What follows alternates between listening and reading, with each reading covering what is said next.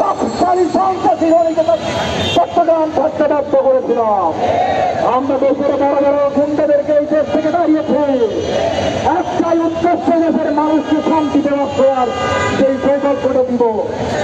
সংগ্রামে উপস্থিতি কিন্তু আমরা দেখতে পাচ্ছি এদেশের বিপ্লবের পরবর্তীতে একটি দল গ্রামে গন্ডি চেনাই শুরু করেছে। আওয়ামী লীগকে হার মানিয়েছে। আওয়ামী লীগ গ্রামের গরিব মানুষের কাছে চেনা দিত না, কিন্তু বিএনপির সন্ত্রাসীরা সেই ইতিহাসকে নতুনভাবে তৈরি করছে। এখন মানুষ বলতে বাধ্য হচ্ছে খেলাধুলার পল্টনে 10% দেয় লন্ডনে। আমরা এই 10% লন্ডনে গিয়ে দেশের ক্ষমতা দিতে পারবো না।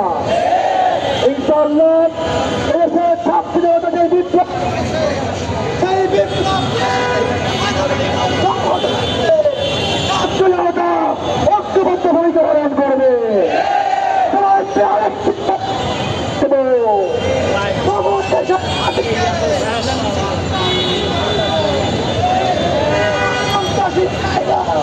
এদেশের মাটিতে হবে না, এদেশের মাটিতে হবে না। আমাদের রক্তের ধমনীতে, আমাদের ধমনীতে শেষ রক্তবিন্দু থাকা পর্যন্ত আমরা বিদ্রোহ হব না ইনশাআল্লাহ। বাংলাদেশ